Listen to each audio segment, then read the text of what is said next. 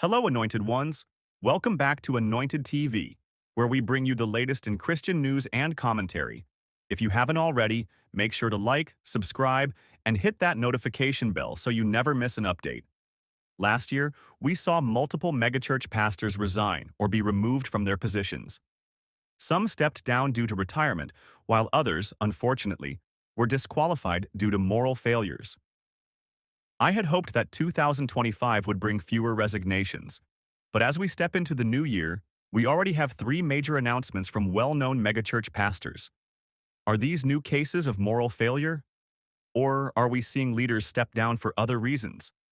Stick around as we unpack this unexpected news.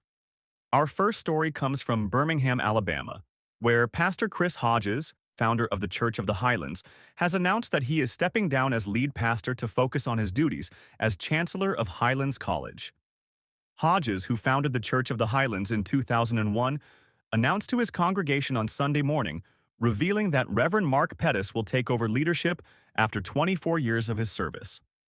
Hodges was clear that he is not retiring, burned out, or stepping down due to controversy. Instead, he believes this transition allows him to fulfill his ultimate calling, to empower other leaders. I have some very exciting news to share with you about the future of our church. And before I share it, I want to be really clear. I want to just make sure you know this right on the front end, that I'm not going anywhere, everybody. I'm going to live here the rest of my life. Come on, everybody. Is that okay with everybody? All right.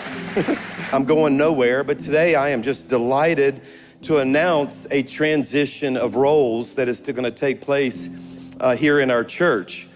Just over 2 years ago, Pastor Mark Pettis came into my office over at Grandview, said something very interesting that kind of started something that was already, be honest with you, it's been happening in me for a number of years. He came to me and he said, man, I really love Highlands College.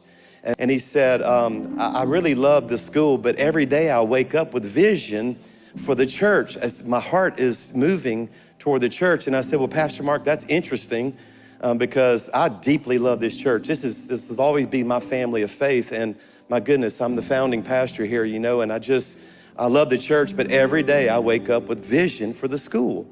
And I said, I think we need to go through a process here of just exchanging some roles here in the church. Pastor Mark Pettis will become lead pastor, and I'm gonna take on a new role in our church. Again, not going anywhere, but I'm gonna take on the role as founding pastor. As founding pastor, y'all, I'm still gonna be speaking here. Is that all right with everybody? I'm still preaching, okay. That's good to hear. I'm glad in fact, I'm beginning a brand new series next Sunday.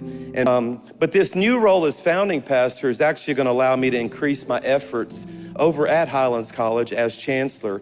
Right now, it's been about 80% church, 20% school. And honestly, I have so many things that I wanna do that require that to flip. And I'm still gonna be working hard, y'all, all right? I'm not retiring. I don't plan on retiring anytime. As long as God gives me breath in my lungs, I'm gonna serve Jesus, okay?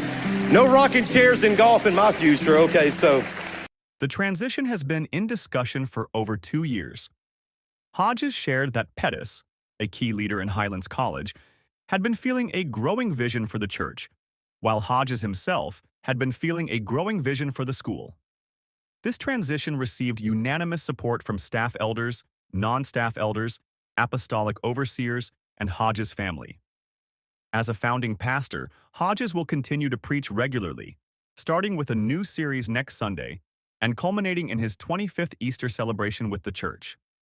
This move allows him to focus more on his passion for Highlands College, flipping his current focus from 80% church and 20% school to the reverse. Church of the Highlands is ranked as the second largest congregation in the United States, with an average of 60,000 attendees each week. This transition marks a new chapter for one of the nation's most influential churches. What do you think about this transition? Do you believe more pastors should step down to empower the next generation? Let me know in the comments. Our next story comes from Lexington, Kentucky, where John Whis, senior pastor of Southland Christian Church, one of the state's largest churches, has announced his plans to step down from his leadership role. Whis, who has served Southland for over 2 decades, started as a teaching pastor in 2000 and took on the role of lead pastor just 3 years later. Now, after over 20 years of dedicated service, He believes it's time to transition out. On January 19th, Whis made the heartfelt announcement during a sermon, explaining that he and the church elders had been discussing this transition since 2021. He announced that he's stepping down from his position on good terms in order to become a regular member of the body. He highlighted a common issue in church leadership. Pastors either leave too early or stay too long, both of which can harm the church. He put it this way: "There are 3 ways I can leave. You can carry me out, you can kick me out, or I can walk out. I'm choosing the latter." He's making this decision, he says, because he truly believes it's what's best for Southland. In July of 2020, as I invited God to pull back the curtain on my life and speak deep to me in a sacred special prayer time that I do every summer, it became very clear to me that my time in this role as the lead follower here at Southland was coming to an end. Now, let me personalize this. I've always wanted to be healthier than the church I'm serving. That's definitely the case today. I'm not stepping aside because I'm tired. I'm not stepping aside because I'm angry or sad. I'm not stepping aside because I feel neglected or discouraged. I'm not stepping aside because I've done something immoral or nefarious or foolish. And maybe best for your ears, what you need to hear is simply this: I'm not stepping aside for another church. I've treated my ministry like my marriage. One bride for one life. So in the same way that I will never leave Allison Whis, I'm not going to leave Southland Christian Church. However, 12 months from now, in January 2026, I will step off of the staff and I will step into the church family. Specifically, what I mean by that is I'm going to stop serving you as a preacher from this stage, but I will serve like thousands of you serve in this church as a member of this place. Now, if you're curious, I don't know what I'm going to do occupationally in the future, but I trust living here that God will make that very clear in the next 12 months, and I'm content in that. Now, you might be asking, why are you stepping aside? Glad you asked. Let me answer it. I've had a front row seat to ministry my whole life. My parents, my uncles, aunts, cousins, siblings, nieces, nephews were all involved in church ministry. And I've watched a sad dynamic take place at the leadership level. Preachers either leave a church way too early or they stay way too long.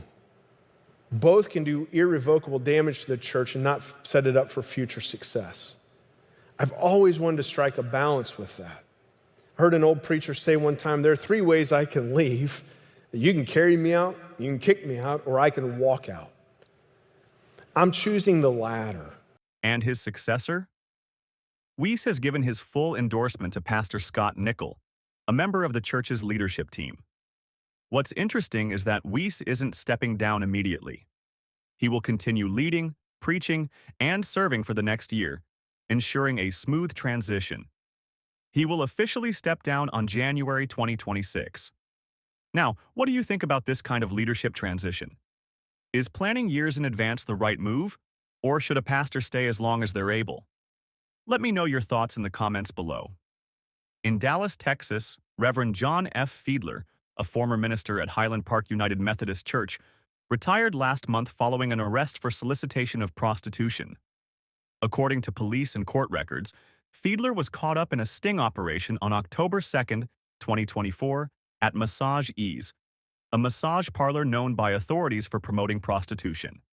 He later turned himself in on October 31st and was released on his own recognizance due to his clean criminal record and a dementia diagnosis.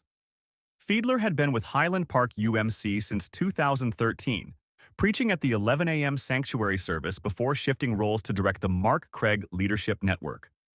Highland Park UMC has yet to issue an official statement on Fiedler's arrest, and his last appearance on the church's stage was reported to be on October 6th. Now, this raises an important discussion. How should churches handle scandals like these? Should a long-standing ministry career outweigh personal failings, or is accountability always the priority? Now, I want to hear from you. 1. What do you think of Chris Hodges and John Whis' decisions to step down? 2. Should more pastors follow their example and plan for a smooth transition? 3. How can churches better prevent moral failures among their leaders? 4. What can be done to restore trust when a leader falls into scandal? Let's keep the conversation going in the comments below. And don't forget to like, subscribe, and hit that notification bell so you stay updated on the latest Christian news. Until next time, stay blessed, and we'll see you in the next video.